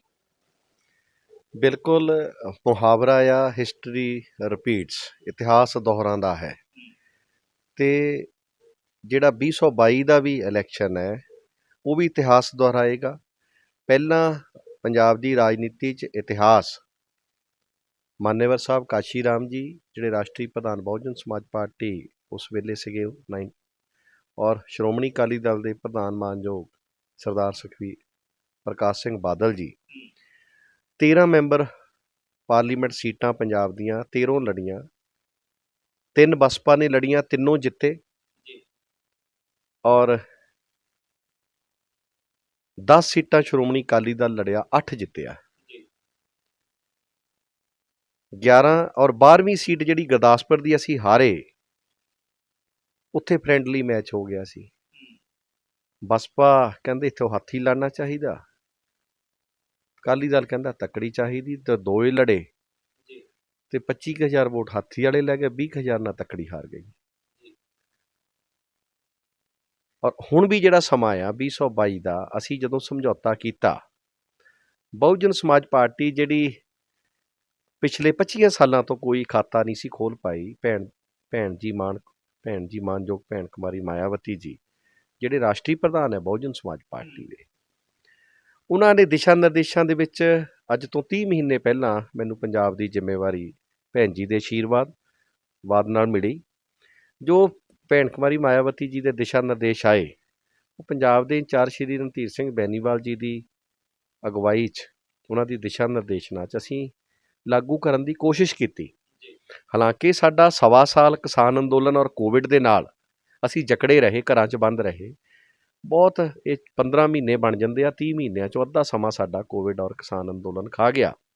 ਲੇਕਿਨ ਅਸੀਂ ਪਾਰਟੀ ਨੂੰ ਕਿਸੇ ਨਾ ਕਿਸੇ ਰੂਪ 'ਚ ਇਸ ਤਰੀਕੇ ਨਾਲ ਤਕੜਾ ਔਰ ਮਜ਼ਬੂਤ ਕੀਤਾ ਕਿ ਸੂਬੇ ਦੀ ਸਭ ਤੋਂ ਵੱਡੀ ਜਿਹੜੀ ਪਾਰਟੀ ਆ ਸ਼੍ਰੋਮਣੀ ਅਕਾਲੀ ਦਲ, ਜਿਹਨੇ ਆਜ਼ਾਦੀ ਤੋਂ ਬਾਅਦ ਪੰਜਾਬ 'ਚ 9 ਵਾਰੀ ਮੁੱਖ ਮੰਤਰੀ ਪੰਜਾਬ 'ਚ ਬਣਾਇਆ, ਜਿਹਦੇ 'ਚੋਂ 5 ਵਾਰੀ ਮਾਨਯੋਗ ਸਰਦਾਰ ਪ੍ਰਕਾਸ਼ ਸਿੰਘ ਬਾਦਲ ਬਣੇ, ਉਸ ਪਾਰਟੀ ਨਾਲ ਸਾਡਾ ਸਮਝੌਤਾ ਹੋਇਆ ਔਰ ਅਸੀਂ 19 ਸੀਟਾਂ ਲਗਭਗ ਲੈ ਕੇ ਗਏ, ਜਿੰਨੀਆਂ ਸੀਟਾਂ ਪਿਛਲੇ 25 ਸਾਲਾਂ 'ਚ 5 ਵਾਰੀ ਪ੍ਰਧਾਨ ਮੰਤਰੀ ਦੇਣੇ ਵਾਲੀ ਭਾਰਤੀ ਜਨਤਾ ਪਾਰਟੀ ਲੈਂਦੀ ਸੀ। ਉਹ 23 ਲੈਂਦੇ ਸੀ, ਅਸੀਂ 20 ਲੈ ਗਏ। ਅਸੀਂ 19 ਸੀਟਾਂ ਲੈ ਕੇ ਗਏ ਜਿੰਨੀਆਂ ਭਾਰਤੀ ਜਨਤਾ ਪਾਰਟੀ ਨੇ ਪਿਛਲੇ 25 ਸਾਲਾਂ 'ਚ 14 ਸੂਬਿਆਂ 'ਚ ਆਪਣੇ ਮੁੱਖ ਮੰਤਰੀ ਬਣਾਏ ਆ, ਸਰਕਾਰਾਂ ਬਣਾਈਆਂ। ਅਸੀਂ ਪਿਛਲੇ 25 ਸਾਲਾਂ 'ਚ ਸਾਡਾ ਰਿਕਾਰਡ 4 ਵਾਰੀ ਮੁੱਖ ਮੰਤਰੀ ਦੇਣ ਦਾ ਆ ਉੱਤਰ ਪ੍ਰਦੇਸ਼ 'ਚ। ਬਾਕੀ ਸੂਬਿਆਂ ਦੇ ਵਿੱਚ ਸਾਡਾ ਪ੍ਰਦਰਸ਼ਨ ਜਿਹੜਾ ਆ ਉਹ ਖਾਤੇ ਖੋਲ੍ਹਣ ਤੱਕ ਸੀਮਤ ਰਿਹਾ, ਲੇਕਿਨ ਭਾਰਤੀ ਜਨਤਾ ਪਾਰਟੀ ਦੇ ਬਰਾਬਰ ਅਸੀਂ ਸੀਟਾਂ ਲੈ ਕੇ ਗਏ ਹਾਂ ਔਰ ਪੰਜਾਬ ਦੇ ਵੱਖ-ਵੱਖ ਹਿੱਸਿਆਂ 'ਚ ਲੈ ਕੇ ਗਏ ਹਾਂ। ਮਾਝੇ 'ਚੋਂ ਅਸੀਂ 4 ਸੀਟਾਂ ਲੜ ਰਹੇ ਹਾਂ, ਅੰਮ੍ਰਿਤਸਰ ਕੇਂਦਰੀ, ਪਠਾਨਕੋਟ, ਭੋਆ ਔਰ ਦੀਨਾਨਗਰ। ਮਾਲਵੇ ਦੇ ਵਿੱਚੋਂ ਲਗਭਗ ਅਸੀਂ 8 ਸੀਟਾਂ ਲੜ ਰਹੇ ਹਾਂ, 6 ਸੀਟਾਂ ਮਾਲਵੇ 'ਚ ਲੜ ਰਹੇ ਹਾਂ ਔਰ 10 ਸੀਟਾਂ ਅਸੀਂ ਦੁਆਬੇ 'ਚ ਲੜ ਰਹੇ ਹਾਂ। ਬਹੁਜਨ ਸਮਾਜ ਪਾਰਟੀ ਭੈਣ ਕੁਮਾਰੀ ਮਾਇਆਵਤੀ ਜੀ ਦੀ ਯੋਜਨਾਬੰਦੀ ਤੇ ਉਹਨਾਂ ਦੀ ਤਾਕਤ ਦਾ ਹੀ ਮੁਜ਼ਾਹਰਾ ਹੈ। ਗੜੀ ਸਾਹਿਬ, ਇੱਕ ਗੱਲ ਇੱਥੇ ਇਹ ਵੀ ਕਰਨੀ ਬਣਦੀ ਹੈ ਕਿ ਬਹੁਜਨ ਸਮਾਜ ਪਾਰਟੀ ਹਮੇਸ਼ਾ ਬਹੁਜਨ ਦੀ ਪੋਲਿਟਿਕਸ ਜਿਹੜੀ ਆ ਉਹ ਕਰਦੀ ਆਈ ਆ। ਹੁਣ ਕੀ ਬਹੁਜਨ ਸਮਾਜ ਪਾਰਟੀ ਨੇ ਬਹੁਜਨ ਦੀ ਪੋਲਿਟਿਕਸ ਹੀ ਕਰਨੀ ਆ ਜਾਂ ਬਹੁਜਨ ਦੀ ਪੋਲਿਟਿਕਸ ਤੋਂ ਅੱਗੇ ਵੱਧ ਕੇ ਜਿਹੜਾ ਆ ਉਹ ਸਮੂਹ ਦੀ ਤੇ ਸਾਰਿਆਂ ਦੀ ਪੋਲਿਟਿਕਸ ਦੇ ਵੱਲ ਕਦਮ ਵਧਾਉਣੇ ਆ? ਇਹ ਇੱਕ ਵੱਡਾ ਸਵਾਲ ਰਹਿੰਦਾ ਹੈ ਕਿ ਕੀ ਉਹ ਆਪਣੇ ਮਿਸ਼ਨ ਦੇ ਉੱਤੇ ਕਾਇਮ ਰਹੇਗੀ ਜਾਂ ਮਿਸ਼ਨ ਤੋਂ ਬਾਅਦ ਮਿਸ਼ਨ ਨੂੰ ਪੋਲੀਟੀਕਲ ਏਜੰਡਿਆਂ ਦੇ ਨਾਲ ਜਿਹੜਾ ਉਹ ਅੱਗੇ ਤੋਰਨਾ। ਬਹੁਜਨ ਸਮਾਜ ਪਾਰਟੀ ਸਮੇਂ-ਸਮੇਂ ਤੇ ਹਮੇਸ਼ਾ ਜਦੋਂ ਵੀ ਕਦੀ ਮੌਕਾ ਪਰਖਣ ਦਾ ਆਇਆ ਤਾਂ ਹਮੇਸ਼ਾ ਮਿਸ਼ਨ ਤੇ ਰਹੀ ਆ। ਬਹੁਜਨ ਸ਼ਬਦ ਤਥਾਗਤ ਗੌਤਮ ਬੁੱਧ ਨੇ 2500 ਸਾਲ ਪਹਿਲਾਂ ਪਾਲੀ ਭਾਸ਼ਾ 'ਚ ਇਹ ਸ਼ਬਦ ਹੈ, ਬਹੁਜਨ ਹਿਤਾਏ ਬਹੁਜਨ ਸੁਖਾਏ। ਇਹ ਬੁੱਧ ਦਾ ਨਾਅਰਾ ਸੀ। ਬੁੱਧ ਜਿਹੜਾ Japan, Thailand, Myanmar, Sri Lanka, Afghanistan, ਹਰ ਪੂਰੇ ਨਾਰਥ ਸਾਊਥ ਈਸਟ ਏਸ਼ੀਆ ਦੇ ਵਿੱਚ ਫੈਲਿਆ ਹੋਇਆ ਵੱਡਾ ਧਰਮ ਆ, ਜਿਹਦੇ ਕਰਕੇ ਭਾਰਤ ਨੂੰ ਗੁਰੂ ਭੂਮੀ ਕਰਕੇ ਯਾਦ ਕੀਤਾ ਜਾਂਦਾ। ਪਰ ਬੁੱਧ ਜਿੱਥੇ ਬਹੁਜਨ ਦੀ ਗੱਲ ਕਰਦਾ ਸੀ, ਉੱਥੇ ਨਾਲ ਕਹਿੰਦਾ ਸੀ ਭਵਤੂ ਸਭ ਮੰਗਲਮ, ਸਾਰਿਆਂ ਦਾ ਭਲਾ ਹੋਵੇ। ਉਸ ਤੋਂ ਬਾਅਦ ਭਗਤੀ ਅੰਦੋਲਨ ਤੇ ਸਿੱਖ ਲਹਿਰ ਆਈ। ਭਗਤੀ ਅੰਦੋਲਨ ਔਰ ਸਿੱਖ ਲਹਿਰ ਨੇ ਪੰਚ ਪ੍ਰਵਾਨ, ਪੰਚ ਪ੍ਰਧਾਨ, ਪੰਚੋ ਪਾਵੇ ਦਰਗਾਹ ਮਾਣ ਦੀ ਗੱਲ ਕੀਤੀ। ਚਾਹੇ ਉਹ ਇੱਕ ਪਾਸੇ ਗੁਰਬਾਣੀ ਦੇ ਵਿੱਚ ਇਹ ਵੀ ਆਉਂਦਾ, ਜੇ ਤੂੰ ਬ੍ਰਾਹਮਣ ਬ੍ਰਾਹਮਣੀ ਜਾਇਆ ਤੋ ਔਰ ਬਾਟ ਕਾਹੇ ਨਹੀਂ ਆਇਆ, ਤੁਮਕਤ ਬ੍ਰਾਹਮਣ ਹਮਕਤ ਸੂਦ, ਹਮਕਤ ਲੋਹੂ ਤੁਮਕਤ ਦੂਧ। ਪਰ ਉਸੇ ਹੀ ਵਿਚਾਰਧਾਰਾ ਦੇ ਵਿੱਚ ਇਹ ਕਿਹਾ ਜਾਂਦਾ, ਅੱਬਲ ਅੱਲਾ ਨੂਰ ਪਾਇਆ ਕੁਦਰਤ ਕੇ ਸਭ ਬੰਦੇ, ਇੱਕ ਨੂਰ ਤੇ ਸਭ ਜਗ ਉਪਜਿਆ, ਕੌਣ ਭਲੇ ਕੌਣ ਮੰਦੇ। ਉਸੇ ਹੀ ਵਿਚਾਰਧਾਰਾ 'ਚ ਲਿਖਿਆ ਹੁੰਦਾ, ਮਾਨਸ ਕੀ ਜਾਤੀ ਸਭੈ ਏਕੇ ਪਹਿਚਾਣਬੋ। ਔਰ ਸਵੇਰੇ ਸ਼ਾਮ ਉਸ ਧਰਮ 'ਚ ਅਰਦਾਸ ਕੀਤੀ ਜਾਂਦੀ ਆ, ਸਰਬੱਤ ਦਾ ਭਲਾ ਹੋ। ਫਿਰ ਇਹ ਅਸੀਂ ਆਧੁਨਿਕ ਕਾਲ 'ਚ ਆਉਂਦੇ, ਬਾਬਾ ਸਾਹਿਬ ਅੰਬੇਡਕਰ, ਫੂਲੇ ਸ਼ਾਹੂ ਆਉਂਦੇ ਆ ਔਰ ਸੰਵਿਧਾਨ ਇਹਨਾਂ ਦੇ ਸੰਘਰਸ਼ 'ਚੋਂ ਨਿਕਲਿਆ। ਉਸ ਸੰਵਿਧਾਨ ਦੀ ਜਿਹੜਾ ਉਹਦਾ ਉਦੇਸ਼ ਹੈ ਉਹ ਸਮਤਾ, ਸਮਾਨਤਾ, ਭਾਈਚਾਰਾ, ਬੰਧੁਤਵ ਹੈ। ਔਰ ਫੰਡਾਮੈਂਟਲ ਰਾਈਟ ਦੇ ਵਿੱਚ ਲਿਖਿਆ ਕਿ 5 ਤਰ੍ਹਾਂ ਦੇ ਵਿਤਕਰੇ ਨਹੀਂ ਹੋਣੇ ਚਾਹੀਦੇ। ਜਾਤ, ਧਰਮ, ਸਥਾਨ, ਲਿੰਗ, ਨਸਲ। ਇਹ ਵਿਤਕਰੇ ਭਾਰਤ ਦੀ ਧਰਤੀ ਤੇ ਬਾਬਾ ਸਾਹਿਬ ਅੰਬੇਡਕਰ ਕਹਿੰਦੇ ਨਹੀਂ ਹੋਣੇ ਚਾਹੀਦੇ। ਪਰ ਲੱਗਦਾ ਹੈ ਤੁਹਾਨੂੰ ਕਿ ਉਹ ਬੰਦ ਹੋ ਗਿਆ। ਨਹੀਂ ਹੋਣੇ ਚਾਹੀਦੇ। ਇਹਨੂੰ ਬੰਦ ਕਰਾਉਣ ਦੀ ਡਿਊਟੀ ਇੱਕ ਸਿਟੀਜ਼ਨ ਦੀ ਦੂਜੇ ਸਿਟੀਜ਼ਨ ਨਾਲ ਹੈ। ਨੰਬਰ 2, ਜੇ ਸਿਟੀਜ਼ਨ ਨਹੀਂ ਕਰਾ ਪਾਉਂਦੇ ਤਾਂ ਹਕੂਮਤ ਬੈਠੀ ਉੱਪਰ, ਹਕੂਮਤ ਕਰਾਵੇ। ਔਰ ਇਹ ਮਿਸ਼ਨ ਹੈ, ਇਹੀ ਮਿਸ਼ਨ ਕਿਸੇ ਜਾਤੀ ਨਾਲ ਜੁੜ ਕੇ ਕੰਮ ਕਰਨਾ, ਕਿਸੇ ਧਰਮ ਦਾ ਵਿਸ਼ੇਸ਼ ਨਾਲ ਜੁੜ ਕੇ ਕੰਮ ਕਰਨਾ ਨਹੀਂ ਹੈ। ਮਿਸ਼ਨ ਕਿਆ ਆ? ਭਵਤੂ ਸਭ ਮੰਗਲਮ। ਮਿਸ਼ਨ ਕਿਆ ਆ? ਸਰਬੱਤ ਦਾ ਭਲਾ ਹੋ। ਮਿਸ਼ਨ ਕਿਆ ਆ? ਜਾਤੀ, ਧਰਮ, ਨਸਲ, ਸਥਾਨ, ਲਿੰਗ ਦਾ ਵਿਤਕਰਾ ਨਹੀਂ ਕਰਨਾ। ਮਿਸ਼ਨ ਕਿਆ ਆ? ਜੇ ਬਹੁਜਨ ਸਮਾਜ ਪਾਰਟੀ ਨੇ ਇਹ ਗੱਲ ਕਹੀ ਆ, ਜਿਸकी ਜਿਤਨੀ ਸੰਖਿਆ ਵਾਰੀ ਉਸकी ਉਤਨੀ ਹਿੱਸੇਦਾਰੀ, ਤੇ ਭੈਣ ਕੁਮਾਰੀ ਮਾਇਆਵਤੀ ਜੀ ਨੇ ਨਾਲ ਉਹਦੀ ਵਿਆਖਿਆ ਕੀਤੀ ਆ, ਇਹ ਹਿੱਸੇਦਾਰੀ ਦੇ ਵਿੱਚ ਵੀ ਸਰਬਜਨ ਹਿਤਾਏ ਸਰਬਜਨ ਸੁਖਾਏ। ਤੇ ਇੱਦਾਂ ਕਿੱਦਾਂ ਹੋ ਸਕਦੀ ਆ ਕਿ ਰਾਜਾ ਰਾਜ ਗੱਦੀ ਤੇ ਬੈਠਾ ਹੋਵੇ ਤੇ ਉਹ ਆਪਣੀ ਜਾਤੀ ਨੂੰ ਪ੍ਰਫੁੱਲਤ ਕਰੇ, ਆਪਣੇ ਧਰਮ ਨੂੰ ਪ੍ਰਫੁੱਲਤ ਕਰੇ ਤੇ ਦੂਜਿਆਂ ਨੂੰ ਕੁਚਲ ਦੇਵੇ? ਕਿਆ ਅੱਜ ਇਹ ਸਮਾਂ ਹੈ ਮਾਡਰਨ ਜਿਹੜਾ ਚੱਲ ਰਿਹਾ, ਟੈਕਨੋਲੋਜੀ ਦਾ ਯੁੱਗ ਚੱਲ ਇੱਦਾਂ ਅੱਜ ਮੋਦੀ ਕਰ ਰਿਹਾ? ਮੋਦੀ ਵਿਸ਼ੇਸ਼ ਜਾਤੀ, ਵਿਸ਼ੇਸ਼ ਧਰਮ ਨੂੰ ਪ੍ਰਫੁੱਲਤ ਕਰ ਰਿਹਾ ਤੇ ਦੂਜੇ ਜਾਤ ਧਰਮ, ਦੂਜੇ ਜਿਹੜੇ ਹੋਰ ਘੱਟ ਗਿਣਤੀਆਂ ਨੂੰ ਆਪਣੇ ਆਪ ਨੂੰ ਇਨਸਿਕਿਉਰ ਫੀਲ ਕਰ ਰਹੇ ਨੇ। ਇਹਦਾ ਮਤਲਬ ਇਹ ਉਹਨਾਂ ਦਾ ਮਿਸ਼ਨ ਹੈ। ਪਰ ਬਸਪਾ ਦਾ ਮਿਸ਼ਨ ਕਿਆ ਸੀ? ਕਿ ਸਰਬ ਜਾਤੀ, ਸਰਬ ਧਰਮ ਦਾ ਮਾਣ ਸਨਮਾਨ ਹਕੂਮਤ ਕਰੇਗੀ। ਉਸੇ ਹੀ ਭਾਵਨਾ ਦੇ ਤਹਿਤ ਅਸੀਂ 4 ਵਾਰੀ ਹਕੂਮਤ ਚਲਾਈ ਆ। ਔਰ 4 ਵਾਰੀ ਦੇਖੋ ਬ੍ਰਾਹਮਣ ਭਾਈਚਾਰਾ ਹੁਣ ਤਾਂ ਨਾਅਰਾ ਲਾਇਆ ਕਿ ਹਾਥੀ ਨੂੰ ਅਸੀਂ ਹਾਥੀ ਕਰਕੇ ਮੰਨਦੇ ਹੀ ਨਹੀਂ। ਬ੍ਰਾਹਮਣ ਭਾਈਚਾਰਾ ਨਾਅਰਾ ਲਾ ਰਿਹਾ ਯੂਪੀ ਦੇ ਵਿੱਚ ਕਿ ਆਪਣੀ ਜਾਤ ਪਾਤ ਤੋਂ ਉੱਪਰ ਉੱਠ ਕੇ ਕਿ ਇਹ ਤਾਂ ਹਾਥੀ ਨਹੀਂ ਗਣੇਸ਼ ਹੈ, ਵਿਸ਼ਨੂੰ ਬ੍ਰਹਮਾ में। ਬ੍ਰਾਹਮਣ ਭਾਈਚਾਰਾ ਨਾਅਰਾ ਲਗਾ ਰਿਹਾ ਕਿ ਬ੍ਰਾਹਮਣ ਸ਼ੰਖ ਬਜਾਏਗਾ, ਹਾਥੀ ਆਗੇ बढ़ता ਜਾਏਗਾ। ਬੜੀਆਂ ਨਾਅਰਾ ਲਾ ਰਿਹਾ ਗੜੀ ਸਾਹਿਬ, ਇੱਕ ਚੀਜ਼ ਨਾਅਰਾ ਲਾ ਰਿਹਾ ਵੈਸ਼ਯ ਭਾਈਚਾਰਾ ਉੱਤਰ ਪ੍ਰਦੇਸ਼ ਕਿ ਬਹੁਜਨ ਮਹਾਜਨ ਭਾਈ ਆਓ ਇਕੱਠੇ ਹੋਈਏ। ਤੇ ਸਾਡਾ ਮਿਸ਼ਨ ਕਿਸੇ ਜਾਤੀ, ਕਿਸੇ ਧਰਮ ਵਿਸ਼ੇਸ਼ ਲਈ ਨਹੀਂ। ਸਾਡਾ ਮਿਸ਼ਨ ਜੋ ਗੁਰੂਆਂ, ਮਹਾਂਪੁਰਸ਼ਾਂ ਔਰ ਪਰਮ ਪੂਜਯ ਬਾਬਾ ਸਾਹਿਬ ਅੰਬੇਡਕਰ ਦਾ ਸੰਵਿਧਾਨ ਸਿਖਾਉਂਦਾ, ਜਿਸ ਗੱਲ ਨੂੰ ਭੈਣ ਕੁਮਾਰੀ ਮਾਇਆਵਤੀ ਜੀ ਅੱਜ ਜਨ ਤੱਕ ਪਹੁੰਚਾ ਰਹੀ ਆ, ਸਾਡਾ ਮਿਸ਼ਨ ਹੈ ਸਰਬਜਨ ਹਿਤਾਏ ਸਰਬਜਨ ਸੁਖਾਏ। ਲੇਕਿਨ ਅਸੀਂ ਨਾਲ ਇਹ ਕਹਿੰਦੇ ਆ ਕਿ ਜਿਨ੍ਹਾਂ ਨੂੰ ਹਜ਼ਾਰਾਂ ਸਾਲਾਂ ਤੋਂ ਵੱਧ ਦਬਾਇਆ ਗਿਆ, ਵੱਧ ਕੁਚਲਿਆ ਗਿਆ, ਅਸੀਂ ਉਹਨਾਂ ਨੂੰ ਸੇਫਗਾਰਡ ਪਹਿਲ ਦੇ ਆਧਾਰ ਤੇ ਦੇਵਾਂਗੇ। ਤੇ ਇੱਥੇ ਜਦੋਂ ਗੱਲ ਚੱਲਦੀ ਹੈ, ਵਿਰੋਧੀ ਪਾਰਟੀਆਂ ਵੀ ਇਹ ਗੱਲ ਕਰਦੀਆਂ ਤੇ ਇਹ ਗੱਲ ਮਹਿਸੂਸ ਵੀ ਹੁੰਦੀ ਹੈ ਕਿ ਉਹ ਜਿਨ੍ਹਾਂ ਨੂੰ ਪਹਿਲਾਂ ਦਬਾਇਆ ਗਿਆ ਜਾਂ ਜਿਨ੍ਹਾਂ ਦੀ ਨੁਮਾਇੰਦਗੀ ਜਿਹੜੀ ਆ ਉਹ ਬਸਪਾ ਕਿਸੇ ਸਮੇਂ ਕਰਦੀ ਆਈ ਆ, ਜੇ ਹੁਣ ਤੁਸੀਂ ਕਹਿੰਦੇ ਕਿ ਆਪਾਂ ਸਾਰਿਆਂ ਦੀ ਗੱਲ ਕਰਨੀ ਆ, ਉਹ ਹਿੱਸੇਦਾਰੀ ਦੇ ਮੁਤਾਬਕ ਗੱਲ ਕਰਨੀ ਆ, ਤੇ ਚਰਚਾ ਇਹ ਚੱਲਦੀ ਹੈ ਕਿ ਬਹੁਤ ਸਾਰਾ ਕੁਝ ਇਹੋ ਜਿਹਾ ਜਿਹੜਾ ਸ਼ਰਤਾਂ ਦੇ ਤਹਿਤ ਸੌਂਪ ਦਿੱਤਾ ਗਿਆ ਅਕਾਲੀ ਦਲ ਨੂੰ। ਬਹੁਤ ਸਾਰੀਆਂ ਸੀਟਾਂ ਜਿੱਥੇ ਕਿਸੇ ਸਮੇਂ 800, 700, 1000 ਵੋਟ ਪੈਂਦੀ ਸੀ ਬਸਪਾ ਨੂੰ, ਉਹ ਸੀਟਾਂ ਚੁਣ ਕੇ ਦਿੱਤੀਆਂ ਗਈਆਂ ਤੇ ਜਿਨ੍ਹਾਂ ਤੇ ਆਧਾਰ ਬਸਪਾ ਦਾ ਬਹੁਤ ਜ਼ਿਆਦਾ ਸੀ, ਚਾਹੇ ਬੰਗਿਆਂ ਦੀ ਗੱਲ ਕਰ ਲਈਏ, ਆਦਮਪੁਰ ਦੀ ਗੱਲ ਕਰ ਲਈਏ, ਫਲੌਰ ਦੀ ਗੱਲ ਕਰ ਲਈਏ, ਗੜ੍ਹ ਸ਼ੰਕਰ ਦੀ ਵੀ ਚਰਚਾ ਜਿਹੜੀ ਚੱਲੀ ਸੀਗੀ, ਉਹਨਾਂ ਸੀਟਾਂ ਨੂੰ ਅਕਾਲੀ ਦਲ ਆਪਣੇ ਕੋਲ ਰੱਖਦਾ ਹੈ ਤੇ ਇੱਕ ਵਾਰ ਫੇਰ ਬਹੁਤ ਸਾਰੇ ਹਿੱਤ ਜਿਹੜੇ ਆ ਉਹ ਰੱਖ ਦਿੱਤੇ ਗਏ। ਚੰਨੀ ਸਾਹਿਬ ਨੇ ਤਾਂ ਹੋਰ ਵੀ ਬਹੁਤ ਕੁਝ ਕਹਿ ਦਿੱਤਾ ਸੀ ਇਸ ਬਾਰੇ। ਹਾਂ ਦੇਖੋ, ਕਾਂਗਰਸ ਇੱਦਾਂ ਦਾ ਪ੍ਰਚਾਰ ਕਰ ਰਹੀ ਹੈ। ਕਾਂਗਰਸ ਹੀ ਨਹੀਂ ਕਰ ਰਹੀ, ਕਾਂਗਰਸ ਦਾ ਮੁੱਖ ਮੰਤਰੀ ਵੀ ਕਰ ਰਿਹਾ। ਪਹਿਲਾਂ ਕਾਂਗਰਸ ਨੇ ਆਪਣੇ ਖਰੀਦੇ ਹੋਏ ਦਲਾਲਾਂ ਤੋਂ ਇਹ ਪ੍ਰਚਾਰ ਕਰਵਾਉਣ ਦੀ ਕੋਸ਼ਿਸ਼ ਕੀਤੀ। ਕਾਂਗਰਸ ਨੇ ਆਪਣੇ IT ਦੇ ਮਾਧਿਅਮ ਤੋਂ ਪ੍ਰਚਾਰ ਕਰਾਉਣ ਦੀ ਕੋਸ਼ਿਸ਼। ਜਦੋਂ ਉਹਨਾਂ ਨੂੰ ਲੱਗਿਆ ਕਿ BSP ਦਾ ਹਾਥੀ ਦਾ ਚੰਡੀਗੜ੍ਹ ਵੱਲ ਜਾਣ ਤੋਂ ਰੁਕ ਹੀ ਨਹੀਂ ਰਿਹਾ, ਤੇ ਫਿਰ ਉਹ ਸਾਰੇ ਦਲਾਲ ਚੱਕ ਕੇ ਕਾਂਗਰਸ ਵਿੱਚ ਸ਼ਾਮਲ ਕਰਾਏ ਤੇ ਕਾਂਗਰਸ ਦਾ ਮੁੱਖ ਮੰਤਰੀ ਵੀ ਉਹੀ ਗੱਲਾਂ ਬੋਲਣ ਲੱਗ ਪਿਆ। ਇਹ ਕਾਂਗਰਸ, ਇਹ ਬਸਪਾ ਦੀ ਤਾਕਤ ਹੈ ਕਿ ਕਾਂਗਰਸ ਦੇ ਮਾਲਕ ਨੂੰ ਬੁਲਵਾਤਾ, ਮਾਲਕਾਂ ਦੀ ਜੀਭ ਖਲਵਾਤੀ। ਗੁਲਾਮਾਂ ਔਰ ਚਮਚਿਆਂ ਨੂੰ ਕਾਂਗਰਸ ਨੇ ਪਿੱਛੇ ਹਟਾਤਾ ਵੀ ਤੁਹਾਡੇ ਤੋਂ ਨਹੀਂ ਕੱਖ ਹੁੰਦਾ, ਇਹ ਬਸਪਾ ਔਰ ਗੜੀ ਦੇ ਖਿਲਾਫ ਤਾਂ ਸਾਨੂੰ ਆਉਣ ਦਿਓ। ਅਸੀਂ ਆਪਣੇ ਵਰਕਰਾਂ ਸਮਰਥਕਾਂ ਨੂੰ ਇਹ ਦੱਸਣਾ ਚਾਹੁੰਦੇ ਹਾਂ, ਦੁਆਬੇ ਦੀਆਂ 23 ਸੀਟਾਂ ਆ, 3 ਸੀਟਾਂ ਦੇ ਉੱਤੇ ਆਲਰੇਡੀ MLA ਆ ਸ਼੍ਰੋਮਣੀ ਅਕਾਲੀ ਦਲ ਦੇ, ਬੰਗਾ, ਫਿਲੌਰ ਔਰ ਆਦਮਪੁਰ। ਜੇ MLA ਸਾਡੇ ਹੁੰਦੇ ਜੀ, ਇਹ MLA ਉਹਨਾਂ ਦੇ ਨਹੀਂ, ਜੇ ਜਿੱਤੇ ਉਹ ਸਾਡੇ ਹੁੰਦੇ ਕਿਆ ਅਸੀਂ ਸੀਟਾਂ ਛੱਡ ਦਿੰਦੇ? ਕਿਆ ਅਸੀਂ ਸੀਟਾਂ ਛੱਡ ਦਿੰਦੇ? ਉਹ ਪਰ ਹੈਰਾਨੀ ਦੀ ਗੱਲ ਇਹ ਵੀ ਹੈ ਕਿ ਤੁਹਾਡੀ ਪਾਰਟੀ ਚੋਂ ਨਿਕਲ ਕੇ ਹੋ ਗਿਆ ਹੋਇਆ। ਦੂਜੀ ਗੱਲ, ਪਿੱਛੇ ਬਚੀਆਂ ਦੁਆਬੇ ਦੀਆਂ 20 ਸੀਟਾਂ, 10 ਸੀਟਾਂ ਸ਼੍ਰੋਮਣੀ ਅਕਾਲੀ ਦਲ ਲੜ ਰਿਹਾ, 10 ਸੀਟਾਂ ਬਹੁਜਨ ਸਮਾਜ ਪਾਰਟੀ ਲੜ ਰਹੀ ਹੈ। ਦੁਆਬੇ ਦੀਆਂ 20 ਸੀਟਾਂ ਨੂੰ ਐ ਚੱਕਲੀ ਰੱਖ ਕੇ ਵੰਡ ਲਿਆ ਗਿਆ ਕਿ 10 ਤੁਹਾਡੀਆਂ, 10 ਸਾਡੀਆਂ। ਇਸ ਕਰਕੇ ਇਹਦੇ 'ਚ ਬਸਪਾ ਨੇ ਆਪਣੇ ਹਿੱਤ ਕਿਸੇ ਪਾਰਟੀ ਕੋਲ ਰੱਖੇ। ਇਹ ਬਿਲਕੁਲ ਕਾਂਗਰਸ ਦਾ ਪ੍ਰਚਾਰ ਹੈ ਔਰ ਸਾਨੂੰ ਖੁਸ਼ੀ ਆ ਕਿ ਕਾਂਗਰਸ ਇਹ ਪ੍ਰਚਾਰ ਕਰ ਰਹੀ, ਕਿਉਂਕਿ ਕਾਂਗਰਸ ਨੂੰ ਤਕਲੀਫ ਹੋ ਰਹੀ, ਕਾਂਗਰਸ ਦੇ ਦਲਾਲਾਂ ਨੂੰ ਤਕਲੀਫ ਹੋ ਰਹੀ ਹੈ। ਅੱਛਾ, ਕਾਂਗਰਸ ਤਾਂ ਕਰ ਹੀ ਰਹੀ ਹੈ, ਤੁਹਾਡੀ ਪਾਰਟੀ ਦੇ ਵਿੱਚੋਂ ਵੀ ਕਿਤੇ ਨਾ ਕਿਤੇ ਆਵਾਜ਼ਾਂ ਉੱਠਦੀਆਂ। ਗੜ੍ਹਸ਼ੰਕਰ ਦੀ ਸੀਟ ਜਦੋਂ ਅਕਾਲੀ ਦਲ ਦੇ ਖਾਤੇ 'ਚ ਜਾਂਦੀ ਹੈ ਤੇ ਗੜ੍ਹਸ਼ੰਕਰ ਤੋਂ ਤੁਹਾਡਾ ਸਾਬਕਾ ਪ੍ਰਧਾਨ ਜਿਹੜਾ ਬਸਪਾ ਦਾ ਆ ਰਾਜੂ ਹੁਰੀ, ਰਛਪਾਲ ਰਾਜੂ ਹੁਰੀ, ਉਹ ਬਗਾਵਤ ਕਰ ਜਾਂਦੇ ਤੇ ਪਾਰਟੀ ਚੋਂ ਉਹਨਾਂ ਨੂੰ ਕੱਢਣਾ ਪੈਂਦਾ ਆ। ਤੁਹਾਡੀ ਪਾਰਟੀ ਚੋਂ ਫਲੋਰ ਚੋਂ ਆਵਾਜ਼ਾਂ ਉੱਠਦੀਆਂ, ਉਹ ਬੰਦੇ ਭਾਵੇਂ ਹੁਣ ਕਾਂਗਰਸ ਦੇ ਵਿੱਚ ਚਲੇ ਗਏ, ਉਹਨਾਂ ਨੇ ਇੱਕ ਵੱਖਰੀ ਪਾਰਟੀ ਵੀ ਬਣਾ ਲਈ ਸੀ, ਬਹੁਜਨ ਸਮਾਜ ਪਾਰਟੀ ਪੰਜਾਬ। ਤੇ ਜਿਹੜੀਆਂ ਪਾਰਟੀ 'ਚੋਂ ਆਵਾਜ਼ਾਂ ਉੱਠਦੀਆਂ ਉਹਨਾਂ ਦੇ ਬਾਰੇ ਕੀ ਕਹਿਣਾ? ਦੇਖੋ, ਇਹ ਜਦੋਂ ਇਹਨਾਂ ਨੇ ਆਵਾਜ਼ਾਂ ਕੱਢੀਆਂ, ਅਸੀਂ ਉਹ ਬਿਮਾਰੀ ਪਛਾਣੀ ਕਿ ਇਹ ਆਵਾਜ਼ਾਂ ਦਾ ਤਾਰ ਕਨੈਕਸ਼ਨ ਕਿੱਥੇ ਜੁੜਿਆ ਆ। ਜਦੋਂ ਅਸੀਂ ਉਹ ਕਨੈਕਸ਼ਨ ਲੱਭਿਆ ਤਾਂ ਉਹ ਕਾਂਗਰਸ ਨਾਲ ਜੁੜਿਆ ਸੀ ਔਰ ਕਾਂਗਰਸ ਕਹਿੰਦੀ ਸੀ ਕਿਸੇ ਤਰ੍ਹਾਂ ਹਾਥੀ ਨੂੰ ਰੋਕੋ। ਹੁਣ ਜਿਹੜੇ ਫਲੋਰ ਚੋਂ ਆਵਾਜ਼ਾਂ ਕੱਢਦੇ ਸੀ, ਅੱਜ ਸੂਬਾ ਪ੍ਰਧਾਨ ਬਿਨਾਂ ਗਨਮੈਨ ਤੋਂ ਘੁੰਮ ਰਿਹਾ, ਸਰਕਾਰ ਗਨਮੈਨ ਦਿੰਦੀ ਆ। ਜਿਹੜੇ ਫਲੋਰ ਵਾਲੇ ਆਵਾਜ਼ਾਂ ਕੱਢਦੇ ਸੀ ਜਾਂ ਗੜ੍ਹਸ਼ੰਕਰ ਵਾਲੇ ਆਵਾਜ਼ਾਂ ਕੱਢਦੇ ਸੀ ਜਾਂ ਕੋਈ ਹੋਰ ਕਿਤੇ ਗੜ੍ਹਸ਼ੰਕਰ ਹੁਸ਼ਿਆਰਪੁਰ ਦੇ ਵਿਚਾਲੇ ਬੈਠਾ ਕੋਈ ਆਵਾਜ਼ਾਂ ਕੱਢਦਾ, ਉਹਨਾਂ ਨੂੰ ਪੁੱਛੋ ਵੀ ਤੁਹਾਡੇ ਕੋਲ ਗਨਮੈਨ ਕਿਹਨੇ ਦਿੱਤੇ ਸਰਕਾਰ ਨੇ? ਗੜੀ ਨੂੰ ਕਿਉਂ ਨਹੀਂ ਦਿੱਤੇ?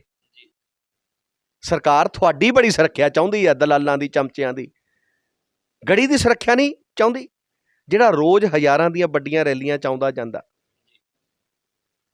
ਤੇ ਕਾਂਗਰਸ ਜਦੋਂ ਇਹਨਾਂ ਨੂੰ ਸੁਰੱਖਿਆ ਦਿੰਦੀ ਆ ਤਾਂ ਉਹ ਜਦੋਂ ਸਹਾਰਾ ਦਿੰਦੀ ਆ ਤਾਂ ਇਸ਼ਾਰਾ ਵੀ ਦਿੰਦੀ ਆ।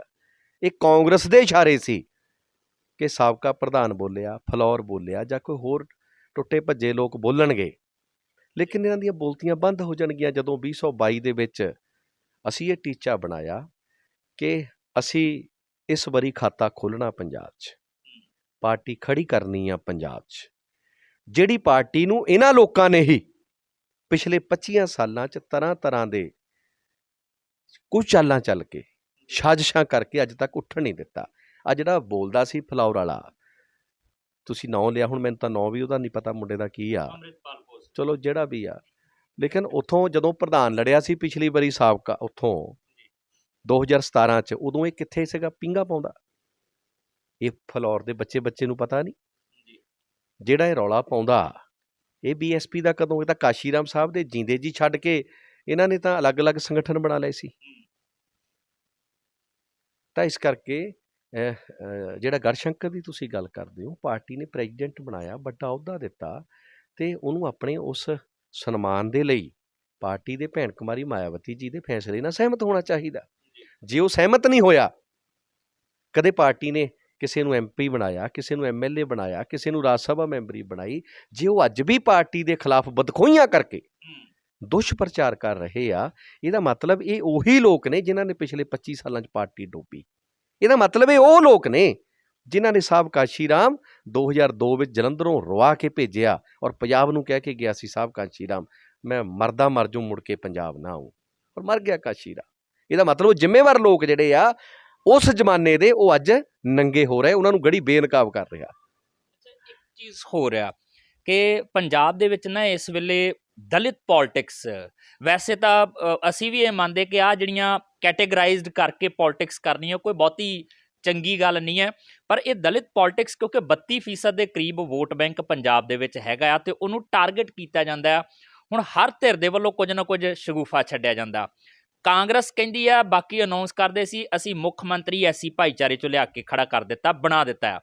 ਭਾਜਪਾ ਦੀ ਪਹਿਲਾਂ ਚਰਚਾ ਚੱਲੀ ਸੀ ਕਿ ਸਾਡਾ ਮੁੱਖ ਮੰਤਰੀ ਜਿਹੜਾ ਉਹ ਦਲਿਤ ਭਾਈਚਾਰੇ 'ਚੋਂ ਹੋਏਗਾ। ਹੁਣ ਭਾਵੇਂ ਥੋੜ੍ਹਾ ਜਿਹਾ ਉਹਦੇ ਤੋਂ ਪੈਰ ਉਖੜਨ ਲੱਗ ਪਿਆ ਇਸ ਦਾਅਵੇ ਤੋਂ। ਤੁਹਾਡੀ ਭਾਈਵਾਲ ਪਾਰਟੀ ਅਕਾਲੀ ਦਲ ਵੀ ਕਹਿੰਦਾ ਕਿ ਉਪ ਮੁੱਖ ਮੰਤਰੀ ਜਿਹੜਾ ਹੋਏਗਾ ਉਹ SC ਭਾਈਚਾਰੇ 'ਚੋਂ ਹੋਏਗਾ।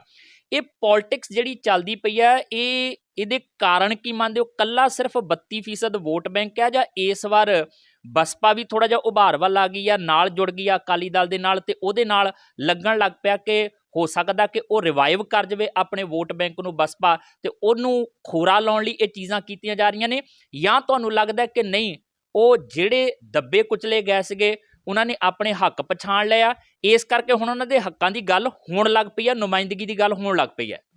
ਦੇਖੋ, ਇਹ ਤਾਂ ਗੱਲ ਮੰਨਣੀ ਪਊਗੀ ਕਿ ਹਜ਼ਾਰਾਂ ਸਾਲਾਂ ਤੋਂ schedule caste, schedule tribe, OBC ਭਾਈਚਾਰੇ ਨੂੰ ਬੁਰੀ ਤਰ੍ਹਾਂ ਨਾਲ ਦੇਸ਼ ਦੀ ਸਮਾਜਿਕ, ਧਾਰਮਿਕ, ਰਾਜਨੀਤਿਕ ਵਿਵਸਥਾ ਦੇ ਤਹਿਤ ਦਬਾਇਆ ਗਿਆ, ਕੁਚਲਿਆ ਗਿਆ। ਉਹਨਾਂ ਨੂੰ ਉਹਨਾਂ ਦਾ ਬਣਦਾ ਹੱਕ ਦਿਵਾਉਣ ਲਈ ਦੇਸ਼ ਦੇ ਵਿੱਚ ਇੱਕੋ ਹੀ ਪਾਰਟੀ ਸਰਗਰਮ ਹੈ, ਬਹੁਜਨ ਸਮਾਜ ਪਾਰਟੀ। ਬਹੁਜਨ ਸਮਾਜ ਪਾਰਟੀ ਸਾਰੀਆਂ ਜਾਤਾਂ, ਸਾਰੇ ਧਰਮਾਂ ਦੀ ਪਾਰਟੀ ਹੈ। ਇਹ ਗੱਲ ਹਮੇਸ਼ਾ ਖਿਆਲ 'ਚ ਰੱਖਣੀ ਚਾਹੀਦੀ। ਲੋਕ ਸਭਾ ਦੇ ਵਿੱਚ ਅੱਜ ਵੀ ਬਹੁਜਨ ਸਮਾਜ ਪਾਰਟੀ ਦਾ ਨੇਤਾ ਭੈਣ ਕੁਮਾਰੀ ਮਾਇਆਵਤੀ ਜੀ ਦੇ ਆਸ਼ੀਰਵਾਦ ਨਾਲ ਰਿਤੇਸ਼ ਪਾਂਡੇ ਜੀ ਆ, ਬ੍ਰਾਹਮਣ ਨੇ। ਰਾਜ ਸਭਾ ਦੇ ਵਿੱਚ ਸਾਡੇ 15 ਸਾਲਾਂ ਤੋਂ ਜਿਹੜੇ ਨੇਤਾ ਚੱਲ ਰਹੇ ਨੇ, ਰਾਸ਼ਟਰੀ ਜਨਰਲ ਸੈਕਟਰੀ ਨੇ ਸ਼੍ਰੀ ਸਤੀਸ਼ ਚੰਦਰ ਮਿਸ਼ਰਾ ਜੀ। ਔਰ ਪੰਜਾਬ ਦੇ ਵਿੱਚ ਵੀ ਅਸੀਂ ਜਿਹੜੀ ਆ ਟਿਕਟ ਵੰਡ ਕੀਤੀ ਆ, ਦਸੂਹੇ ਤੋਂ ਸਾਡੇ ਕੋਲ ਬ੍ਰਾਹਮਣ ਭਾਈਚਾਰਾ ਸੁਸ਼ੀਲ ਕੁਮਾਰ ਪਿੰਕੀ ਜੀ ਨੇ। ਟਾਂਡਾ ਔਰ ਜਲੰਧਰ ਨਾਰਥ ਤੋਂ ਸਾਡੇ ਕੋਲ OBC ਭਾਈਚਾਰੇ ਔਰ ਲਵਾਣਾ ਸਿੱਖ ਭਾਈਚਾਰੇ ਤੋਂ ਟਾਂਡੇ ਵਾਲੇ ਮਾਨਯੋਗ ਸ਼੍ਰੀ ਲਖਵਿੰਦਰ ਲੱਖੀ ਜੀ ਔਰ ਜਲੰਧਰ ਨਾਰਥ ਤੋਂ ਕੁਲਦੀਪ ਸਿੰਘ ਲਵਾਣਾ ਜੀ, ਦੋਨੋਂ ਲਵਾਣੇ ਸਿੱਖ ਭਾਈਚਾਰੇ ਤੋਂ ਨੇ। ਹੁਸ਼ਿਆਰਪੁਰ ਤੋਂ ਅਸੀਂ ਸਿੱਖ ਰਾਜਪੂਤ ਨੂੰ ਟਿਕਟ ਦਿੱਤੀ ਆ, ਸ਼੍ਰੀ ਬਰਿੰਦਰ ਪ੍ਰਹਾਰ ਜੀ। ਔਰ ਦੀਨਾਨਗਰ ਔਰ ਭੋਆ ਦੋਹਾਂ ਸੀਟਾਂ ਤੋਂ ਮਾਛਾ ਭਾਈਚਾਰੇ ਨੂੰ ਟਿਕਟ ਦਿੱਤੀ ਆ। ਦੀਨਾਨਗਰ ਤੋਂ ਕਮਲਜੀਤ ਚਾਵਲਾ ਜੀ ਨੇ, ਭੋਏ ਤੋਂ ਰਕੇਸ਼ ਕੁਮਾਰ ਮਾਜਰਾ ਜੀ ਨੇ, ਪਿੰਡ ਦੇ ਸਰਪੰਚ ਨੇ। ਅੰਮ੍ਰਿਤਸਰ ਕੇਂਦਰੀ ਤੋਂ ਅਸੀਂ ਮਜ਼੍ਹਬੀ ਸਿੱਖ ਭਾਈਚਾਰੇ ਤੋਂ ਬੀਬੀ ਦਲਬੀਰ ਕੌਰ ਜੀ ਨੂੰ ਟਿਕਟ ਦਿੱਤੀ ਆ। ਬਸੀ ਪਠਾਣਾ ਤੋਂ ਅਸੀਂ ਵਾਲਮੀਕ ਭਾਈਚਾਰੇ ਦੇ ਐਡਵੋਕੇਟ ਸ਼ਿਵ ਕਲਿਆਣ ਜੀ ਨੂੰ ਟਿਕਟ ਦਿੱਤੀ, ਜਿਹੜੇ ਸਮਰਾਲਾ ਬਾਰ ਐਸੋਸੀਏਸ਼ਨ ਦੇ 2 ਟਰਮ ਪ੍ਰੈਜ਼ੀਡੈਂਟ ਰਹਿ ਚੁੱਕੇ ਆ। ਸ਼੍ਰੀ ਅਨੰਦਪੁਰ ਸਾਹਿਬ ਤੋਂ ਅਸੀਂ ਰਾਮਗੜੀਆ ਭਾਈਚਾਰੇ ਨੂੰ ਟਿਕਟ ਦਿੱਤੀ ਆ, ਸ਼੍ਰੀ ਨਿਤਿਨ ਨੰਦਾ ਜੀ। ਬਹੁਜਨ ਸਮਾਜ ਪਾਰਟੀ ਕੋਲ 20 ਤਾਂ ਟਿਕਟਾਂ, ਮੈਂ ਕਹਿੰਦਾ ਮੇਰੇ ਕੋਲ 100 ਹੁੰਦੀਆਂ। ਆ ਜਿਹੜੀਆਂ ਜਾਤਾਂ ਬਰਾਦਰੀਆਂ ਨੂੰ ਕਦੇ ਟਿਕਟ ਨਾ ਮਿਲੀ, ਅਸੀਂ ਭੈਣ ਕੁਮਾਰੀ ਮਾਇਆਵਤੀ ਜੀ ਤੋਂ ਉਹਨਾਂ ਵਰਗਾਂ ਲਈ ਵੀ ਟਿਕਟਾਂ ਲੈ ਕੇ ਆਉਂਦੇ ਵੀ ਤੁਸੀਂ ਵੀ ਬਾਰੀ ਪਾਓ, ਤੁਹਾਡੀ ਵੀ ਬਾਰੀ ਆਵੇ। ਇਸ ਕਰਕੇ ਬਹੁਜਨ ਸਮਾਜ ਪਾਰਟੀ ਦਾ ਪਹਿਲਾਂ ਤਾਂ ਇਹ ਜਿਹੜਾ ਕਰੈਕਟਰ ਵਾ, ਫੇਸ ਹੈ, ਉਹ ਇੱਕ ਜਾਤੀ ਵਿਸ਼ੇਸ਼ ਧਰਮ ਦਾ ਨਹੀਂ। ਸ਼੍ਰੋਮਣੀ ਅਕਾਲੀ ਦਲ ਨੇ ਐਲਾਨ ਕੀਤਾ ਅਸੀਂ ਦਲਿਤ ਮੁੱਖ ਮੰਤਰੀ ਬਣਾਉਣਾ। ਜਿੱਦਣ ਉਹਨਾਂ ਨੇ 14 ਅਪ੍ਰੈਲ ਨੂੰ ਕੀਤਾ ਸੀ, ਸਾਡਾ ਤਾਂ ਗੱਠਜੋੜ ਨਹੀਂ ਸੀ ਹੋਇਆ ਉਹਨਾਂ ਦਾ। ਅਸੀਂ ਤਾਂ ਕਿਹਾ ਸੀ ਅਸੀਂ ਸਵਾਗਤ ਕਰਦੇ ਹਾਂ। ਇੱਕੋ ਹੀ ਇੱਕ ਪਾਰਟੀ ਪੰਜਾਬ ਦੀ ਜਿਹਨੇ ਕਿਹਾ ਸੀ ਵੀ ਅਸੀਂ ਤੁਹਾਡਾ ਸਵਾਗਤ ਕਰਦੇ ਹਾਂ, ਜਦੋਂ ਕਿ ਉਦਣ ਉਸੇ ਹੀ ਦਿਨ 14 ਅਪ੍ਰੈਲ ਨੂੰ ਵੱਡਾ ਅਕਾਲੀ ਦਲ ਦਾ ਉੱਥੇ ਕਾਫੀ ਵਿਰੋਧ ਹੋਇਆ ਸੀ। ਮੈਨੂੰ ਇੱਦਾਂ ਵੀ ਖਬਰਾਂ ਮਿਲੀਆਂ, ਲੇਕਿਨ ਮੈਂ ਸਵਾਗਤ ਕੀਤਾ। ਮੈਨੂੰ ਮੇਰੇ ਲੀਡਰਾਂ ਨੇ ਪੁੱਛਿਆ, ਗੜੀ ਸਾਹਿਬ ਤੁਸੀਂ ਬਿਨਾਂ ਪੁੱਛੇ ਸਵਾਗਤ ਕਰਦਾ, ਕੋਈ ਵਿਚਾਰ ਲੈਣਾ ਚਾਹੀਦਾ ਸੀ। ਮੈਂ ਕਿਹਾ ਮੁੱਦਾ ਹੀ ਬੜਾ ਅੱਛਾ। ਅੱਜ ਤੋਂ ਬਾਅਦ ਆ ਜਿਹੜੀ 14 ਅਪ੍ਰੈਲ ਲੰਘ ਕੇ ਗਈ, ਅੱਜ ਤੋਂ ਬਾਅਦ ਪੰਜਾਬ ਦੀ ਰਾਜਨੀਤੀ ਨੂੰ ਦਲਿਤ ਧੁਰੇ ਤੇ ਘੁਮਾ ਦਿਆਂਗੇ। ਇਹ ਗੱਲ ਮੈਂ ਬੰਦ ਕਮਰਿਆਂ 'ਚ ਬੈਠ ਕੇ ਕਹੀ ਸੀ ਆਪਣੀ ਪਾਰਟੀ ਦੇ ਆਗੂਆਂ ਨੂੰ, ਵੀ ਮੈਂ ਬਿਨਾਂ ਪੁੱਛੇ ਜ਼ਰੂਰ ਬਿਆਨ ਦਿੱਤਾ, ਲੇਕਿਨ ਇਹ ਅੱਜ ਤੋਂ ਬਾਅਦ ਅਸੀਂ ਪੂਰੇ ਪੰਜਾਬ 'ਚ ਅੱਜ ਤੋਂ ਬਾਅਦ ਦਲਿਤ ਕਰ ਦਿਆਂਗੇ। ਔਰ ਭਾਰਤੀ ਜਨਤਾ ਪਾਰਟੀ ਨੇ ਕਿਹਾ ਸੀ ਮੁੱਖ ਮੰਤਰੀ ਦਲਿਤ ਬਣਾਵਾਂਗੇ, ਲੇਕਿਨ ਉਹ ਭੱਜ ਗਈ ਆ। ਕੱਲ੍ਹ ਉਹਨਾਂ ਦਾ ਬਿਆਨ ਆ ਗਿਆ। ਔਰ ਆਮ ਆਦਮੀ ਪਾਰਟੀ ਆ, ਉਹ ਚੁੱਪ ਹੀ ਆ, ਉਹਦਾ ਮੂੰਹ ਸੀਂਤੇ ਆਇਆ ਇਸ ਮੁੱਦੇ ਤੇ। ਉਪ ਮੁੱਖ ਮੰਤਰੀ ਦਾ ਉਹਨਾਂ ਨੇ। ਅੱਛਾ, ਉਸ ਤੋਂ ਬਾਅਦ ਹੁਣ ਦਲਿਤ ਮੁੱਖ ਮੰਤਰੀ ਅਕਾਲੀ ਦਲ ਬਣਾਏਗਾ ਕਿ ਬਸਪਾ ਬਣਾਏਗੀ ਉਪ ਮੁੱਖ ਮੰਤਰੀ, ਇਹ ਤਾਂ ਫੈਸਲਾ ਹੋਣਾ ਆ। ਪਰ ਉਹਨਾਂ ਨੇ ਕਿਹਾ ਕਿ ਉਪ ਮੁੱਖ ਮੰਤਰੀ BSP ਦਾ ਬਣਾਵਾਂਗੇ। ਇਹਦਾ ਮਤਲਬ ਅਸੀਂ ਦਲਿਤ ਵੀ ਬਣਾ ਸਕਦੇ, ਅਸੀਂ ਬ੍ਰਾਹਮਣ ਵੀ ਬਣਾ ਸਕਦੇ। ਇਹ ਤਾਂ ਸਾਡੀ ਮਰਜ਼ੀ ਆ। ਜਿਹੜਾ ਸਾਡੇ ਕੋਲੋਂ ਬਚ ਗਿਆ, ਜੇ ਅਸੀਂ ਦਲਿਤ ਬਣਾਤਾ, ਇਹਦਾ ਮਤਲਬ ਹਿੰਦੂ ਉਹ ਬਣਾਏਗਾ, ਅਕਾਲੀ ਦਲ ਬਣਾਏਗਾ। ਤੇ ਜੇ ਅਸੀਂ ਹਿੰਦੂ ਬਣਾਤਾ, ਇਹਦਾ ਮਤਲਬ ਅਕਾਲੀ ਦਲ ਨੂੰ ਦਲਿਤ ਬਣਾਉਣਾ ਪੈਣਾ। ਇਹ ਤਾਂ ਬੈਠ ਕੇ ਫੈਸਲਾ ਕਰਾਂਗੇ। ਇਸ ਕਰਕੇ ਬਹੁਜਨ ਸਮਾਜ ਪਾਰਟੀ ਚਿਹਰਿਆਂ ਦੀ ਰਾਜਨੀਤੀ ਨਹੀਂ ਕਰਦੀ ਕਿ ਕਿਸ ਚਿਹਰੇ ਨੂੰ ਮੁੱਖ ਮੰਤਰੀ, ਕਿਸ ਚਿਹਰੇ ਨੂੰ ਡਿਪਟੀ ਮੁੱਖ ਮੰਤਰੀ, ਕਿਸ ਕੈਟਾਗਰੀ ਨੂੰ ਮੁੱਖ ਮੰਤਰੀ। ਇਹ ਸਾਡਾ ਏਜੰਡਾ ਨਹੀਂ ਹੈ। ਸਾਡਾ ਏਜੰਡਾ ਆ ਜਿਹੜੇ ਕੰਮ ਹਜ਼ਾਰਾਂ ਸਾਲਾਂ ਤੋਂ, ਈਵਨ ਦੈਨ ਦੇਸ਼ ਆਜ਼ਾਦ ਹੋਣ ਤੋਂ ਬਾਅਦ ਤੱਕ ਨਹੀਂ ਹੋਏ, ਉਹਨਾਂ ਨੀਤੀਆਂ, ਉਹਨਾਂ ਪਾਲਿਸੀਆਂ ਨੂੰ ਲਿਆਉਣਾ। ਉਹ ਨੀਤੀਆਂ ਪਾਲਿਸੀਆਂ ਆ ਸਮਾਜਿਕ ਪਰਿਵਰਤਨ ਤੇ ਆਰਥਿਕ ਮੁਕਤੀ। ਸਮਾਜਿਕ ਪਰਿਵਰਤਨ, ਅੱਜ ਵੀ ਜਾਤੀ ਵਰਨ ਵੰਡ, ਅੱਜ ਵੀ ਜਾਤੀ ਭੇਦ, ਆਪਸ ਵਿੱਚ ਨਫ਼ਰਤ, ਆਪਸ ਵਿੱਚ ਦੀਵਾਰਾਂ ਅੱਜ ਵੀ ਕਾਇਮ ਨੇ। ਬ੍ਰਾਹਮਣ, ਛਤਰੀ, ਵੈਸ਼, ਸ਼ੂਦਰ, ਛੂਤ, ਇਹ 5 ਤਰ੍ਹਾਂ ਨਾਲ ਸਮਾਜ ਵੰਡਿਆ ਆ। ਇਹ ਸਮਾਜ ਦੇ ਵਿੱਚ ਅੱਜ ਵੀ ਉਹ ਕੰਧਾਂ ਖੜੀਆਂ ਨੇ। ਅਸੀਂ ਤਾਂ ਇਹ ਕੰਧਾਂ ਢਾਣੀਆਂ ਚਾਹੁੰਦੇ ਨੇ। ਸਾਡਾ ਕੰਮ ਤਾਂ ਉਹ ਕੰਧਾਂ ਢਾਹ ਕੇ ਜਾਤੀਆਂ, ਫਿਰ ਵਰਨ ਵੰਡ ਤੋਂ ਬਾਅਦ ਜਾਤਾਂ ਦੀਆਂ ਕੰਧਾਂ ਖੜੀਆਂ ਨੇ। ਇਹ ਉੱਚੀ ਜਾਤ, ਉਹ ਤੋਂ ਨੀਵੀਂ ਜਾਤ, ਉਹ ਤੋਂ ਨੀਵੀਂ ਜਾਤ, ਉਹ ਤੋਂ ਨੀਵੀਂ ਜਾਤ, ਸਭ ਤੋਂ ਨੀਵੀਂ ਜਾਤ। ਅਸੀਂ ਤਾਂ ਇਹ ਕੰਧਾਂ ਢਾਣੀ, ਇਹਨੂੰ ਕਹਿੰਦੇ ਸਮਾਜ ਪਰਿਵਰਤਨ। ਇਹ ਮਾਨਯਵਰ ਕਾਸ਼ੀ ਰਾਮ ਸਾਹਿਬ ਔਰ ਭੈਣ ਕੁਮਾਰੀ ਮਾਇਆਵਤੀ ਜੀ, ਬਾਬਾ ਸਾਹਿਬ ਅੰਬੇਡਕਰ ਦਾ ਅੰਦੋਲਨ ਹੈ। ਦੂਜੀ ਨੀਤੀ ਸਾਡੀ ਇਹ ਆ ਆਰਥਿਕ ਮੁਕਤੀ। ਜਿਨ੍ਹਾਂ ਦੇ ਕੋਲ ਅੱਜ ਕਰੋੜਾਂ ਲੋਕ ਨੇ, 85% ਲੋਕ ਨੇ, ਉਹਨਾਂ ਨੂੰ ਪੁੱਛੇ ਤੁਹਾਡੇ ਹਿੱਸੇ ਦੀਆਂ ਜ਼ਮੀਨਾਂ ਕਿੱਥੇ ਆ? ਕਹਿੰਦੇ ਹੈ ਨਹੀਂ। ਤੁਹਾਡੇ ਦਾਦਾ ਜੀ ਕੋਲ, ਪੜਦਾਦਾ ਜੀ ਕੋਲ, ਭੂਆ ਮਾਸੀਆਂ, ਕਹਿੰਦੇ ਹੈ ਨਹੀਂ। ਉਹਨਾਂ ਨੂੰ ਪੁੱਛੋ ਤੁਹਾਡੇ ਫੈਕਟਰੀਆਂ, ਤੁਹਾਡੇ ਸ਼ੋਰੂਮ, ਤੁਹਾਡੇ ਭੱਠੇ, ਤੁਹਾਡੇ ਸ਼ੈਲਰ, ਉਹ ਜ਼ੀਰੋ। ਕਰੋੜਾਂ ਲੋਕ ਭਾਰਤ ਦੇ ਔਰ 99 ਲੋਕ ਸ਼ਡਿਊਲ ਕਾਸਟਾਂ ਦੇ, ਘੱਟੋ ਘੱਟ 70-80% ਲੋਕ OBC ਭਾਈਚਾਰਿਆਂ ਦੇ ਅੱਜ ਵੀ ਆਰਥਿਕ ਤੌਰ 'ਤੇ ਗੁਲਾਮ ਨੇ। ਅਸੀਂ ਉਹਨਾਂ ਦੀ ਆਰਥਿਕ ਗੁਲਾਮੀ ਖਤਮ ਕਰਨਾ ਚਾਹੁੰਦੇ। ਸਾਡਾ ਚਿਹਰਾ ਪਾਰਟੀ ਵੱਲੋਂ ਉਹ ਹਿੰਦੂ ਆ ਜਾਏ, ਉਹ ਚਿਹਰਾ ਸਾਡਾ ਦਲਿਤ ਆ ਜਾਏ, ਉਹ ਚਿਹਰਾ ਸਾਡਾ ਬੈਕਵਰਡ ਆ ਜਾਏ, ਨਾਟ ਮੈਟਰ। ਸਾਡੇ ਲਈ ਮੈਟਰ ਕਰਦੀਆਂ ਪਾਲਿਸੀਆਂ ਜੀ। ਅੱਛਾ, ਇੱਕ ਚੀਜ਼ ਤੁਸੀਂ ਜ਼ਿਕਰ ਛੇੜਿਆ ਕਿ ਤੁਸੀਂ ਜਿਹੜੀ ਹੈ ਉਹ ਪੋਲੀਟੀਕਲੀ ਤੇ ਸੋਸ਼ਲ ਸਟਰਕਚਰ ਦੋਨਾਂ ਚੀਜ਼ਾਂ ਦੇ ਵਿੱਚ ਜਿਹੜਾ ਆ ਉਹ ਬਹੁਤ ਕੁਝ ਸੁਧਾਰ ਦੇ ਵੱਲ ਨੂੰ ਕਦਮ ਵਧਾਉਣੇ ਚਾਹੁੰਦੇ ਆ। ਉਹ ਹੋਣੇ ਚਾਹੀਦੇ ਆ, ਉਹ ਹਰ ਕੋਈ ਚਾਹੁੰਦਾ ਆ, ਪਰ ਕਈ ਵਾਰੀ ਸੋਸ਼ਲ ਸਟਰਕਚਰ ਜਿਹੜਾ ਸਾਡਾ ਸਮਾਜਿਕ ਤਾਣਾ ਬਾਣਾ ਹੈ ਨਾ, ਉਹਦੇ ਸੁਧਾਰਾਂ ਲਈ ਪੋਲੀਟੀਕਲੀ ਸੁਧਾਰ ਬਹੁਤ ਜ਼ਰੂਰੀ ਹੁੰਦੇ ਆ, ਲੋੜੀਂਦੇ ਹੁੰਦੇ ਆ। ਤੇ ਜਦੋਂ ਪੋਲੀਟੀਕਲੀ ਸੁਧਾਰਾਂ ਦੀ ਗੱਲ ਚੱਲਦੀ ਹੈ, ਤੁਸੀਂ ਕੁਝ ਜ਼ਿਕਰ ਕੀਤਾ ਨਾਵਾਂ ਦਾ ਕਿ ਅਸੀਂ ਇਸ ਵਰਗ ਦੇ ਵਿੱਚੋਂ ਲਿਆਂਦਾ ਉਮੀਦਵਾਰ, ਇਸ ਵਰਗ ਚੋਂ ਲਿਆਂਦਾ। ਇੱਦਾਂ ਕਾਹਤੋਂ ਆ? ਮੈਂ ਬਹੁਤਿਆਂ ਦਾ ਨਾਮ ਨਹੀਂ ਲੈਣਾ, ਉਹਨਾਂ ਦੇ ਵਿੱਚੋਂ ਕਈ ਇੱਦਾਂ ਦੇ ਹੈਗੇ ਆ ਕਿ ਉਹ ਤਮਾਮ ਚਿਹਰੇ ਦੂਜੇ ਪਾਸੋਂ ਜਿਹੜੇ ਲਿਆਂਦੇ ਆ, ਉਹ ਚੰਦ ਦਿਨ ਪਹਿਲਾਂ ਅਕਾਲੀ ਦਲ ਦੇ ਵਿੱਚੋਂ ਟੁੱਟ ਕੇ ਤੁਹਾਡੇ ਨਾਲ ਜੁੜਦੇ ਆ ਤੇ ਫਿਰ ਉਹਨਾਂ ਨੂੰ ਤੁਸੀਂ ਆਪਣੇ ਵੱਲੋਂ ਉਮੀਦਵਾਰ ਐਲਾਨਦੇ। ਕੀ ਬਸਪਾ ਦੇ ਕੋਲ ਆਪਣੇ ਚਿਹਰੇ ਉੱਦਾਂ ਦੇ ਨਹੀਂ ਸੀਗੇ ਤਾਂ ਕਰਕੇ ਕੀਤਾ ਗਿਆ, ਜਾਂ ਫਿਰ ਅਕਾਲੀ ਦਲ ਦਾ ਪ੍ਰਭਾਵ ਕਬੂਲਿਆ ਗਿਆ? ਇਹਦਾ ਮਤਲਬ ਇਹ ਆ, ਭਾਰਤੀ ਜਨਤਾ ਪਾਰਟੀ ਨੇ ਪਿਛਲੇ ਦਿਨੀ ਕਾਂਗਰਸ ਦੇ ਵੀ ਬੰਦੇ ਸ਼ਾਮਲ ਕਰਾਏ, BJP ਦੇ ਵੀ ਕਰਾਏ। ਕਿਆ ਭਾਰਤੀ ਜਨਤਾ ਪਾਰਟੀ ਨੇ ਕਾਂਗਰਸ ਔਰ ਅਕਾਲੀਆਂ ਦਾ ਪ੍ਰਭਾਵ ਕਬੂਲ ਕੇ ਸ਼ਾਮਲ ਕਰਾਏ? ਆਪਣੀ ਤਾਕਤ ਵਧਾਉਣ ਲਈ ਕਰਾਏ? ਵਧਾਓ। ਨੰਬਰ 1। ਨੰਬਰ 2, ਅਕਾਲੀ ਦਲ ਨੇ ਆ ਕਪੂਰਥਲਾ, ਮੈਂ ਜਿਸ ਜ਼ਿਲ੍ਹੇ 'ਚ ਬੈਠਾ, ਮੇਰਾ ਜ਼ਿਲ੍ਹਾ ਕਪੂਰਥਲਾ ਅੱਜ ਦੇ ਦਿਨ ਵੋਟ ਦੇ ਆਧਾਰ 'ਤੇ ਔਰ ਆਧਾਰ ਕਾਰਡ ਦੇ ਆਧਾਰ 'ਤੇ ਕਪੂਰਥਲਾ ਆ, ਇੱਥੋਂ ਅਕਾਲੀ ਦਲ ਨੇ ਕਾਂਗਰਸ ਦਾ ਮਿਲਕਫੈਡ ਦਾ ਚੇਅਰਮੈਨ ਨੂੰ ਟਿਕਟ ਦਿੱਤੀ। ਕਿਆ ਅਕਾਲੀ ਦਲ ਨੇ ਕਾਂਗਰਸ ਦਾ ਆਧਾਰ ਕਬੂਲ ਲਿਆ ਕਿ ਆਪਣਾ ਆਧਾਰ ਵਧਾਇਆ, ਆਪਣੇ ਆਪ ਨੂੰ ਹੋਰ ਮਜ਼ਬੂਤ ਕਰਨ ਦੀ ਕੋਸ਼ਿਸ਼ ਕੀਤੀ? BJP ਨੇ ਮਨਜਿੰਦਰ ਸਿਰਸਾ ਸ਼ਾਮਲ ਕਰਾ ਲਿਆ ਅਕਾਲੀ ਦਲ ਦਾ। ਕਿਆ BJP ਅਕਾਲੀ ਦਲ ਦੇ ਪ੍ਰਭਾਵ 'ਚ ਹੈ ਕਿ BJP ਨੇ ਆਪਣੀ ਤਾਕਤ ਵਧਾਉਣ ਲਈ ਕੀਤਾ? ਬਹੁਜਨ ਸਮਾਜ ਪਾਰਟੀ, ਕਿਉਂਕਿ ਕਾਂਗਰਸ ਜਿਹੜਾ ਦੁਸ਼ਪ੍ਰਚਾਰ ਕਰ ਰਹੀ, ਕਾਂਗਰਸ ਦੇ ਕੁਛ ਦਲਾਲ ਟਾਈਪ ਲੋਕ ਜਿਹੜੇ IT ਸੈੱਲ ਉਹਨਾਂ ਦੇ, ਉਹ ਸਮਾਜ ਨੂੰ ਗੁੰਮਰਾਹ ਕਰਨ ਲਈ ਇੱਦਾਂ ਦੀਆਂ ਖਬਰਾਂ ਫੈਲਾ ਰਿਹਾ। ਸਾਹਿਬ ਕਾਂਸ਼ੀ ਰਾਮ ਜੀ 2002 'ਚ ਪੰਜਾਬ ਦੇ ਵਿੱਚ ਇਲੈਕਸ਼ਨ ਲੜੇ ਸੇ, ਸਾਰੇ ਸ਼ਡਿਊਲ ਕਾਸਟ ਸੀ ਚਿਹਰੇ ਪਾਰਟੀ ਕੋ। ਜਿਹੜੇ ਬੈਕਵਰਡ ਔਰ ਜਨਰਲ ਲਿਆਂਦੇ, ਉਹ ਕੋਈ ਕਾਂਗਰਸ 'ਚੋਂ, ਕੋਈ ਅਕਾਲੀਆਂ 'ਚੋਂ। ਉਹ ਕੁਛ ਚਿਹਰਿਆਂ ਦੇ ਨਾਂ ਤਾਂ ਅੱਜ ਵੀ ਜੀਂਦੇ ਨੇ, ਚਾਹੇ ਉਹ ਸ਼ਾਲੀਮਾਰ ਆ, ਸਰੀਂ ਆ, ਗਰਾਇਆ ਆ, ਵੱਖ-ਵੱਖ ਪਾਰਟੀਆਂ ਧੱਕੇ ਖਾਂਦੇ ਫਿਰਦੇ ਅੱਜ ਵੀ। ਉਹ ਸਾਰੇ ਹੀ ਕਿਤੇ ਕੋਈ ਕਾਂਗਰਸ 'ਚੋਂ ਲਿਆਂਦਾ ਸੀ, ਕੋਈ ਅਕਾਲੀਆਂ 'ਚੋਂ। ਇੱਥੋਂ ਤੱਕ ਕਿ ਮਾਨੇਵਰ ਸਾਹਿਬ ਕਾਂਸ਼ੀ ਰਾਮ ਜੀ ਨੇ ਅਕਾਲੀ ਦਲ ਦਾ ਇੱਕ ਗਰੁੱਪ ਸੀ, ਸ਼੍ਰੋਮਣੀ ਅਕਾਲੀ ਦਲ 1920, ਰਵਿੰਦਰ ਸਿੰਘ, ਉਹਨੂੰ ਮੁੱਖ ਮੰਤਰੀ ਐਲਾਨ ਕੀਤਾ ਸੀ ਕਾਂਸ਼ੀ ਰਾਮ ਜੀ ਨੇ। ਇਹਦਾ ਮਤਲਬ ਕਿਆ ਸੀ? ਕਿਆ ਕਾਂਸ਼ੀ ਰਾਮ ਜੀ ਉਹਦੇ ਪ੍ਰਭਾਵ ਸੀਗੇ? ਨਹੀਂ, ਇਹ ਪੋਲਿਟਿਕਸ ਹੈ, ਇਹ ਪਾਰਟ ਆਫ ਪੋਲਿਟਿਕਸ ਹੈ। ਅੱਜ ਬਹੁਜਨ ਸਮਾਜ ਪਾਰਟੀ ਕੋਲ, ਅੱਜ ਮੈਨੂੰ ਦੱਸੋ, ਕਿਆ ਪਾਰਟੀ ਕੇਡਰ ਨੇ ਆਪਣੀਆਂ ਮਜ਼ਬੂਤ ਸੀਟਾਂ ਦੇ ਉੱਤੇ ਪਾਰਟੀ ਦਾ ਮਜ਼ਬੂਤ ਕੇਡਰ ਨਹੀਂ ਦਿੱਤਾ? ਨੰਬਰ 1, ਨਵਾਂ ਸ਼ਹਿਰ, ਡਾਕਟਰ ਨਛੱਤਰਪਾਲ ਜੀ ਸੂਬਾ ਜਨਰਲ ਸਕੱਤਰ ਹੈ। ਫਗਵਾੜੇ ਤੋਂ ਮੈਂ ਖੁਦ ਸਟੇਟ ਪ੍ਰੈਜ਼ੀਡੈਂਟ ਹੈ। ਕਰਤਾਰਪੁਰ ਤੋਂ ਬਲਵਿੰਦਰ ਕੁਮਾਰ ਜਨਰਲ ਸਕੱਤਰ ਨੇ, 2019 ਦਾ ਇਲੈਕਸ਼ਨ ਲੜੇ ਨੇ।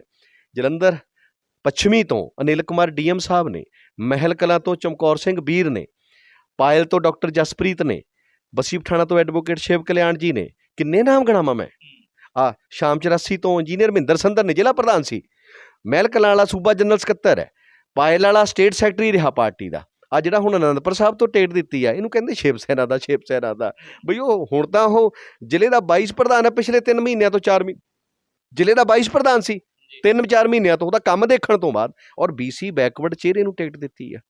ਜੇ ਹੁਣ ਤੁਸੀਂ ਕਹੋ ਤੁਹਾਡੀ ਪਾਰਟੀ 'ਚ ਬ੍ਰਾਹਮਣ ਕਿੰਨੇ ਆ ਜੀ, ਤੁਹਾਡੀ ਪਾਰਟੀ 'ਚ ਲਵਾਣੇ ਭਾਈਚਾਰੇ ਦੇ ਕਿੰਨੇ ਆ ਜੀ, ਮਾਸ਼ਾ ਭਾਈਚਾਰੇ ਦੇ ਕਿੰਨੇ ਆ ਜੀ, ਮਜ਼੍ਹਬੀ ਸਿੱਖ ਕਿੰਨੇ ਆ ਜੀ? ਜਦੋਂ ਪਾਰਟੀ ਦੀ ਨੀਤੀ ਹੁੰਦੀ ਆ, ਅੱਜ ਆਪਾਂ ਦੂਜੇ ਭਾਈਚਾਰੇ ਨਾਲ ਜੋੜਨੇ, ਕੱਲ੍ਹ ਨੂੰ ਅਸੀਂ 2 ਮਾਸ਼ੇ ਭਾਈਚਾਰੇ ਨੂੰ ਟਿਕਟਾਂ ਦਿੱਤੀਆਂ, ਸਾਡੇ ਦੋਨੋਂ MLA ਬਣ ਜਾਣ, ਪੂਰੇ ਪੰਜਾਬ ਦਾ ਮਾਸ਼ਾ ਭਾਈਚਾਰਾ ਕਿੱਧਰ ਜਾਊਗਾ? ਅੱਜ 2 ਲਵਾਣਾ ਸਿੱਖ ਭਾਈਚਾਰੇ ਨੂੰ ਟਿਕਟ, ਕਹਿੰਦੇ ਜੀ ਅਕਾਲੀ ਦਲ ਤੋਂ ਆਇਆ ਜੀ ਲਵਾਣਾ ਟਾਂਡੇ ਵਾਲਾ। ਬਈ ਸਾਰੀ ਪਾਰਟੀ ਉੱਥੋਂ ਦੀ, ਪਾਰਟੀ ਦੀ ਸਾਰੀ ਯੂਨਿਟ ਇਕੱਠੀ ਹੋ ਕੇ ਆਈ, ਪ੍ਰਧਾਨ ਜੀ ਇਹਨੂੰ ਟਿਕਟ ਦੇਣੀ ਆ। ਮੈਂ ਆਪਣੀ ਯੂਨਿਟ ਦਾ ਕਿੱਦਾਂ ਕਹਿਣਾ ਮੋੜਦਾ?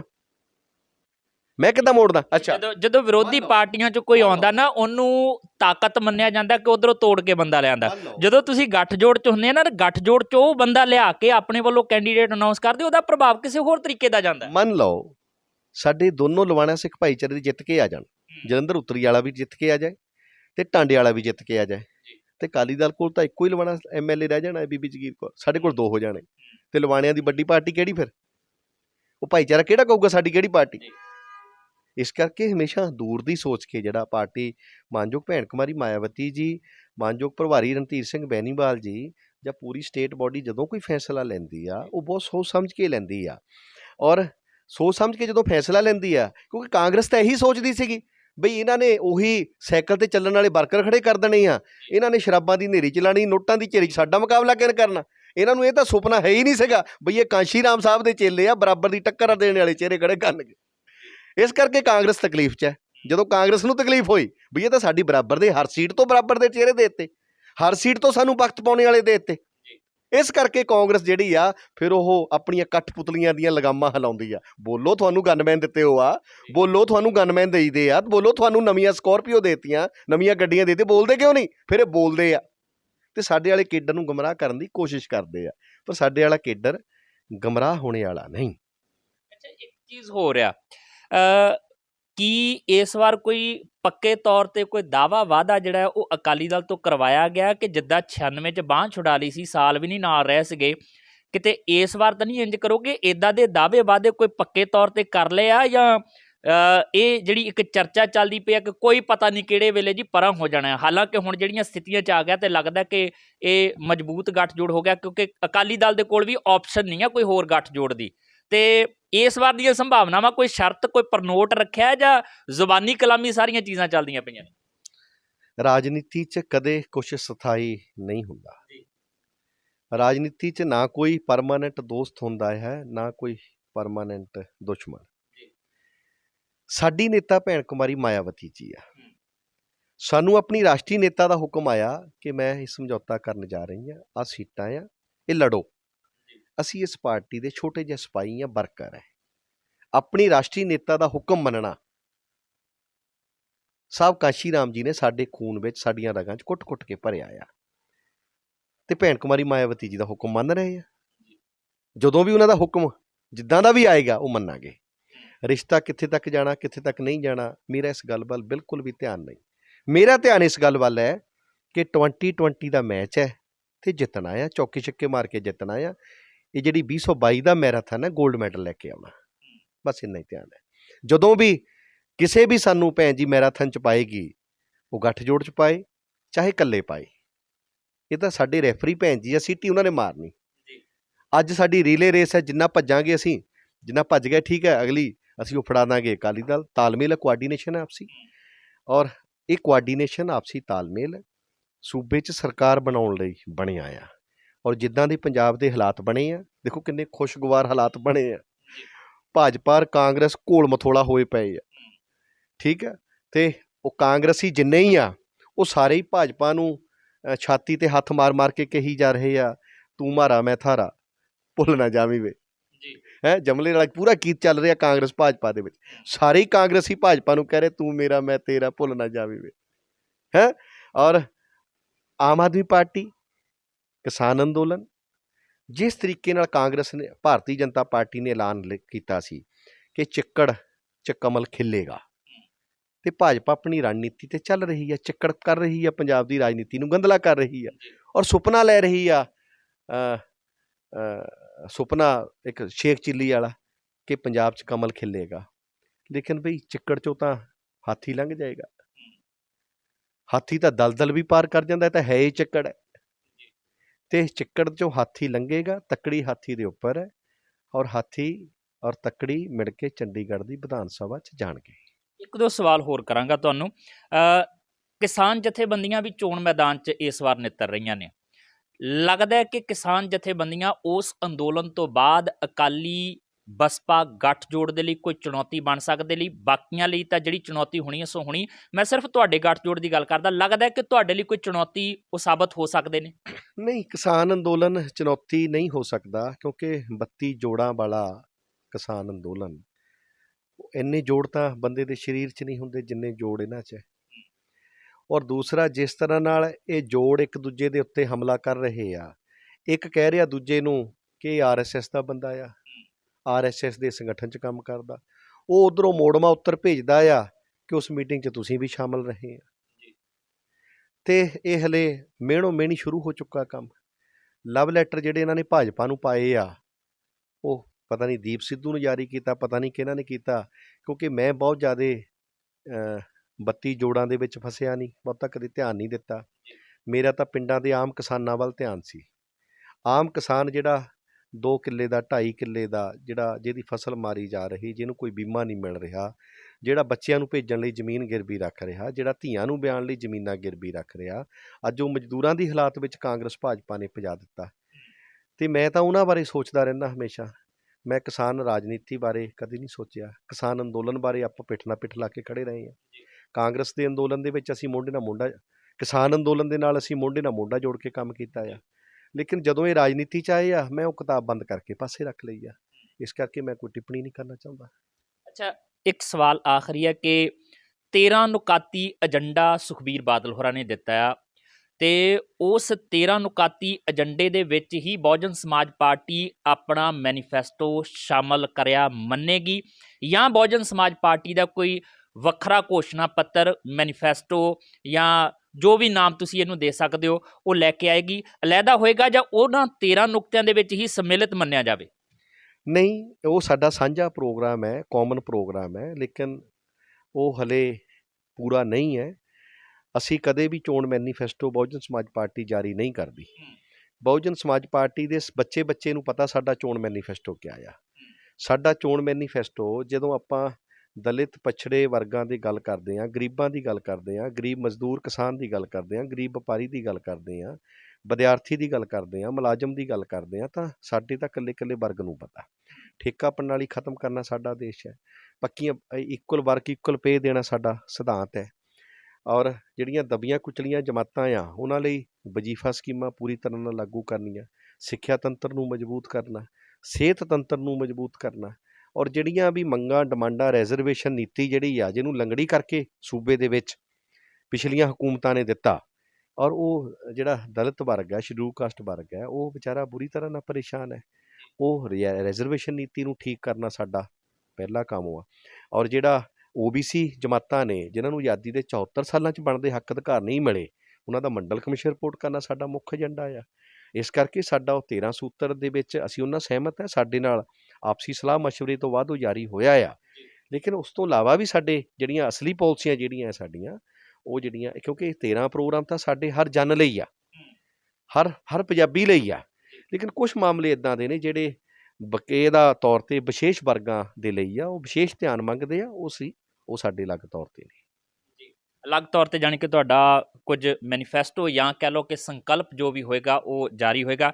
ਗੜੀ ਸਾਹਿਬ, ਬਹੁਤ ਚੰਗਾ ਲੱਗਾ ਗੱਲਬਾਤ ਕਰਕੇ, ਕਿਉਂਕਿ ਮੈਨੂੰ ਮਹਿਸੂਸ ਹੋਇਆ ਕਿ ਫਲਸਫਾ ਬਹੁਜਨ ਸਮਾਜ ਪਾਰਟੀ ਵਾਲਾ ਔਰ ਟਿੱਪਣੀਆਂ ਰਾਜਨੀਤਿਕ, ਔਰ ਉਹਦੇ ਵਿੱਚੋਂ ਜੋ ਕੁਝ ਇਸ ਵੇਲੇ ਸਮਾਜਿਕ ਤਾਣਾ ਬਾਣਾ ਆ, ਅਤੇ ਤਾਣੇ ਬਾਣੇ ਦੇ ਵਿੱਚੋਂ ਜੋ ਸਫਾਂ ਦੇ ਵਿੱਚ ਉੱਭਰ ਕੇ ਸਾਹਮਣੇ ਆ ਰਿਹਾ, ਉਹਨੂੰ ਘੋਖ ਪੜਤਾਲ ਕੇ ਗੱਲਬਾਤ ਦੇ ਰਾਹੀਂ ਬਹੁਤ ਜਿਹੜੇ ਸੁਚੱਜੇ ਸ਼ਬਦਾਂ ਦੇ ਵਿੱਚ ਤੁਸੀਂ ਸਾਡੇ ਦਰਸ਼ਕਾਂ ਦੇ ਲਈ ਰੱਖਿਆ। ਬਹੁਤ ਬਹੁਤ ਸ਼ੁਕਰੀਆ ਗੱਲਬਾਤ ਕਰਨ ਲਈ। ਧੰਨਵਾਦ ਤੁਹਾਡਾ ਸਾਰਿਆਂ ਦਾ। ਸੋ ਇਸ ਦੇ ਨਾਲ ਹੀ ਆਪਣੇ ਜਸਵੀਰ ਨੂੰ ਵੀ ਇਜਾਜ਼ਤ ਦਿਓ, ਅਤੇ ਮੇਰੇ ਨਾਲ ਮੇਰੇ ਸਹਿਯੋਗੀ ਪ੍ਰਵੀਨ ਬੌਬੀ ਨੂੰ। ਫਿਰ ਮੁਲਾਕਾਤ ਹੋਏਗੀ, ਤਦ ਤੱਕ ਲਈ ਦੇਖਦੇ ਰਹੋ TV ਪੰਜਾਬ। ਸਤਿ ਸ਼੍ਰੀ ਅਕਾਲ ਜੀ, ਮੈਂ ਨਿਰਮਲ ਮਾਨ, ਪੂਰਾ ਟੈਕਸ ਸੈਟਲਮੈਂਟ ਤੋਂ। ਇਹ ਤੁਸੀਂ ਵੀਡੀਓ ਦੇਖ ਰਹੇ ਸੀ TV ਪੰਜਾਬ ਦੇ ਉੱਤੇ। ਇਹੋ ਜਿਹੇ ਹੋਰ ਜਾਣਕਾਰੀ ਭਰਪੂਰ ਵੀਡੀਓ ਦੇਖਣ ਵਾਸਤੇ TV ਪੰਜਾਬ ਦੇ ਚੈਨਲ ਨੂੰ ਸਬਸਕ੍ਰਾਈਬ ਕਰੋ, ਅਤੇ ਨਾਲ ਹੇਠ ਦਿੱਤੇ ਹੋਏ ਬੈਲ ਆਈਕਨ ਦੇ ਬਟਨ ਦਬਾਓ। ਸਤਿ ਸ਼੍ਰੀ ਅਕਾਲ।